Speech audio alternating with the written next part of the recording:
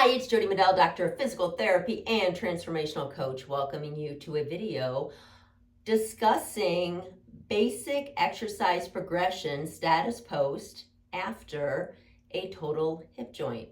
I've just recently had a couple of hip joint replacement patients, and the common theme for these people, the common theme was that they had no idea what they were expected to do after they had their surgery.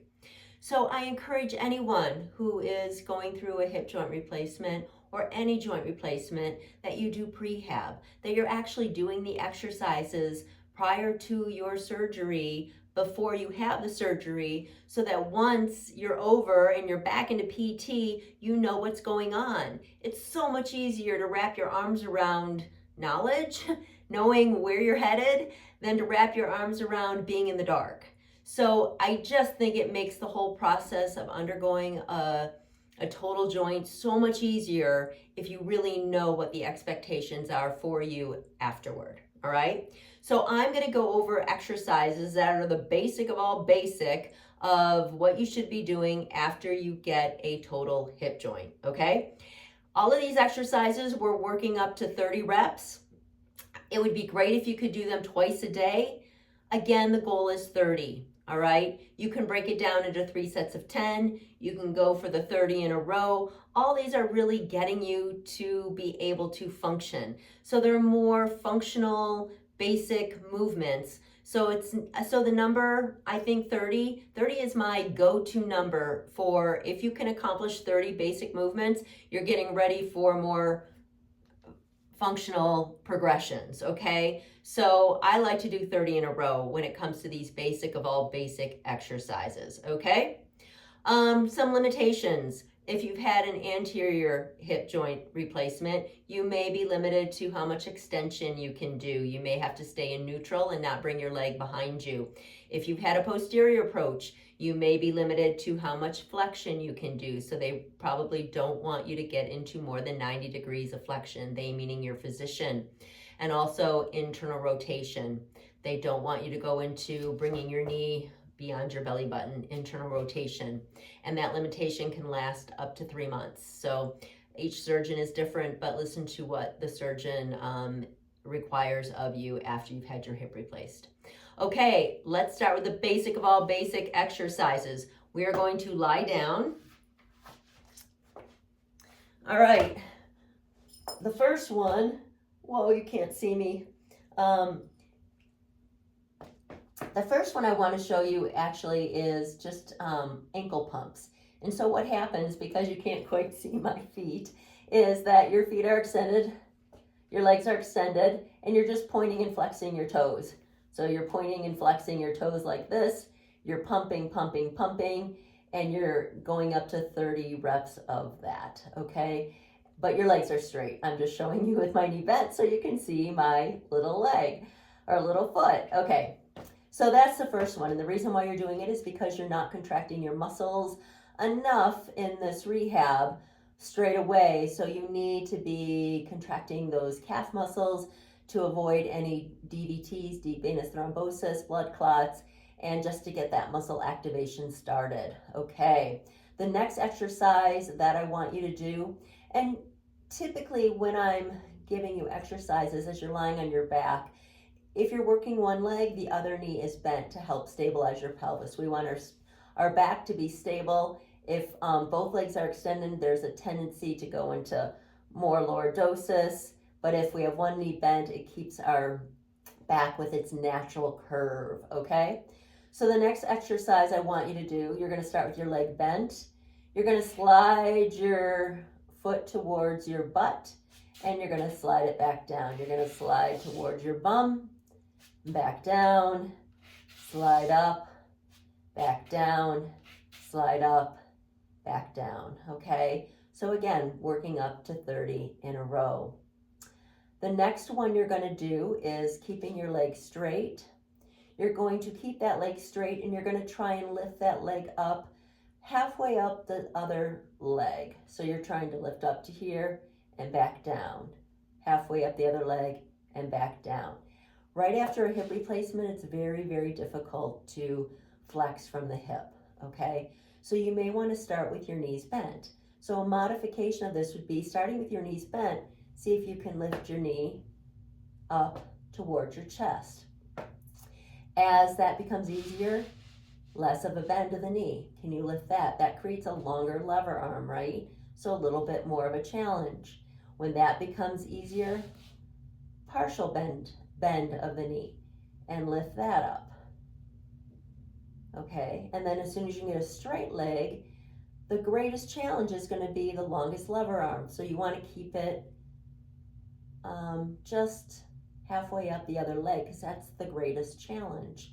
When it gets beyond here, it gets to be momentum. Okay, so you're just lifting partially up and back down. Again, achieving 30 in a row. All right, so that works the quads a little bit. We've worked our ankles, we worked our knees, our quads, quad muscles, and now we want to work the posterior chain. So we want to work our glutes, our butt muscles, and our hamstrings. So what we're going to do is we're going to pretend that we're a plank from our sternum to our pubic symphysis. So this is a straight line. We're not rolling up. We're keeping this a straight line. Our axis of rotation is behind our shoulder, our scapula, and so that's where we're moving from, and we're keeping this straight line. We're pushing through our heels, and we're lifting up, squeezing our butt, pushing through our heels, and coming back down.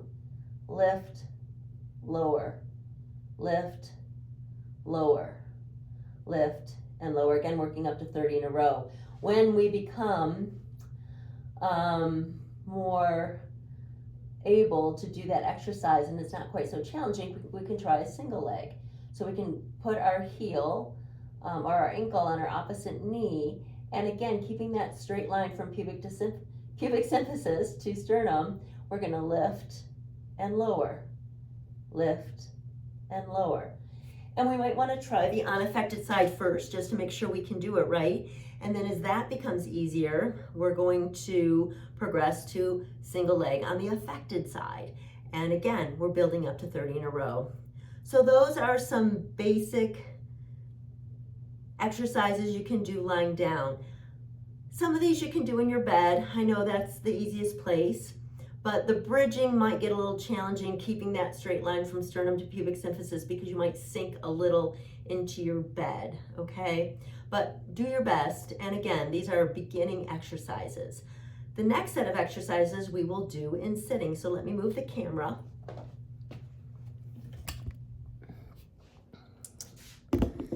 Here we go. Let's move it over here. And hopefully you can see me sitting on my little bench. Okay, so what you're going to do is you will sit in a chair, all right? That way you have, let me get my necklace around. That way you have a place to hold on to, just in case you need some support. All right, so the first exercise we're gonna do is ankle pumps. So again, I guess you might not be able to see my feet. Let's just angle this a little bit differently. Let's see if that works. All right, so in sitting, again, you're gonna sit. If you have armrest, you can hold on to it. But the first one, again, going back to something similar to the ankle pumps you did lying down. Lift and lower toes and heels. You're just gonna go back and forth, back and forth. Again, just trying to get that muscle activation of the calves to help move that blood back up and out of the lower legs to reduce the risk of blood clots or DVTs. Okay, the next exercise is to kick the leg out and bend it. So you're gonna kick it and bend, kick, bend, kick, bend. You can alternate, or you can do them all on one side. Again, working up to 30 in a row on each side, or 30 total each side, whether you choose to alternate or do them all or break it up. The next one would be hip flexion. So you're lifting your knee up and down.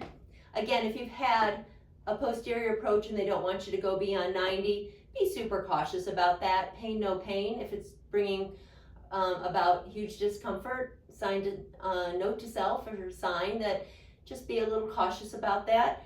Otherwise, just kind of hover around that 90-degree mark, but it's really increasing that strength around that hip joint so that you are eventually able to lift that leg all by yourself versus constantly having to use your arms to help you.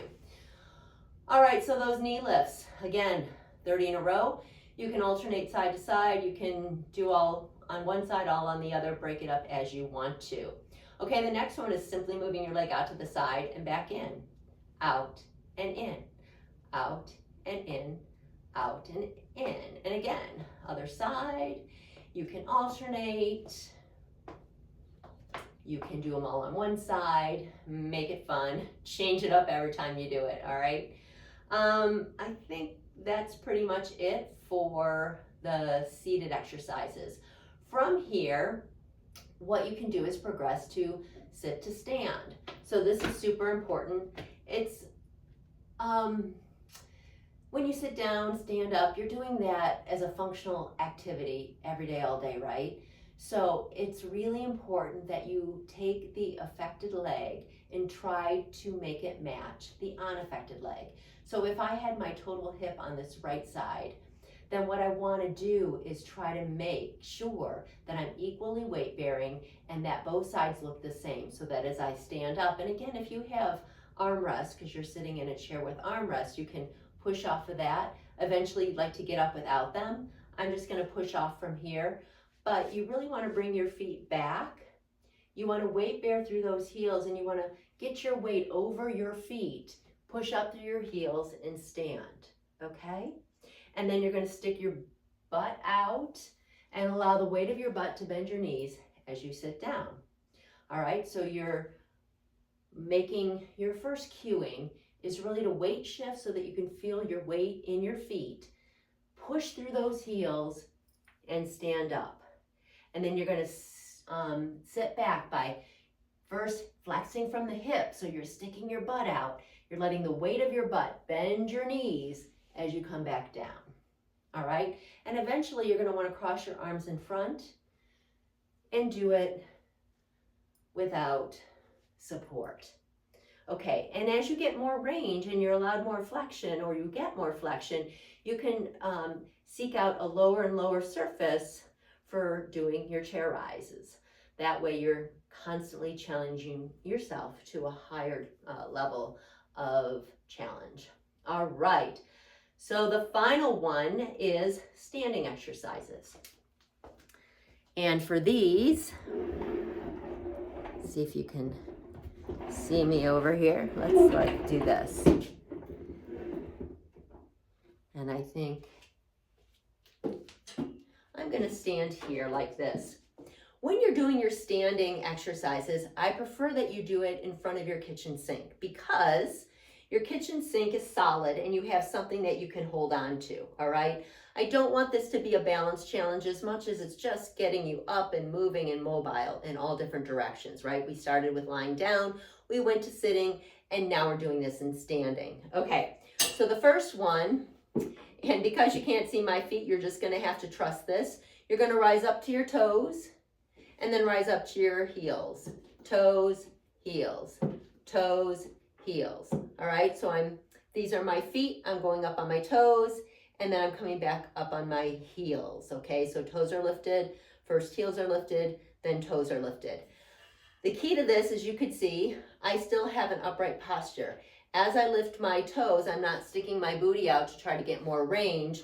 I'm really working my ankles, okay? And this goes back to getting those calf muscles to fire to reduce any risk of a DVT or a blood clot in your calves, okay? So that's the reason for doing that. And again, all these exercises, 30 in a row, all right? And I want you to do them twice a day. And however you want to break it up, you break it up. All right, so the next one is knee lifts. So you're going to lift your knee up and down, up and down, up and down. And again, you can alternate. You can do all on one side. And the reason that you're switching sides and working both your affected and your unaffected side is that as you're standing, let's say my left now is my affected side, and I'm lifting this, I'm working through this range of motion, right? and I'm using my right leg to stabilize me. So when I go to lift my right knee up, this left affected side is now being used to stabilize. So you need both. You need the muscles to move the hip, and you need the muscles to be recruited to stabilize you so you can stand on that side. Okay, so we have the knee lifts. The second exercise is to kick your leg out to the side. So again, you're making sure that you're not bending over to get that leg out. You're standing up nice and tall, and the movement is truly coming from the hip. So you're kicking your leg out to the side and back. Great. And you're going to do both sides. Again, because we want that affected side to be used both as the mover and as the stabilizer. Okay, the third exercise is to kick your leg straight behind you. And again, we're not bending forward to get that leg back. It's not about a huge range of motion. It's about squeezing those butt muscles and getting them activated as you stand up nice and tall. So we're combining both stabilizing this upright posture and moving through a range of motion as well. And all of these are clearing us so that we can walk normally and go about doing life as we want to with good posture and good form. All right, so this, kicking your legs straight behind you. Awesome. And then the next one, which is kind of mimicking the chair rise that we did, we're starting up, going down and coming back up. We're going to do a squat.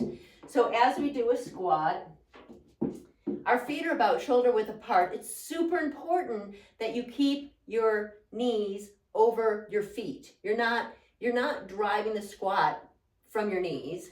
You're driving the squat from sticking your butt out, okay? So the driver is hip flexion, and then it's going to allow you to bend your knees. You're going to lower down as far as you feel comfortable, push through your heels and come back up. So similar cueing as we did when we were over there doing the chair rise. It's the hip flexion is the driver. If you start to lead with your knees, knee flexion, you're gonna get into some trouble, okay? That's just not gonna feel great on your knees over time. But if your driver is your hip flexion, stick that butt out, let the weight of your butt bend your knees, go down as far as you feel comfortable, keeping that weight in your heels, push through your heels to pop back up into full extension. All right, and those, again, you wanna work up to 30 in a row.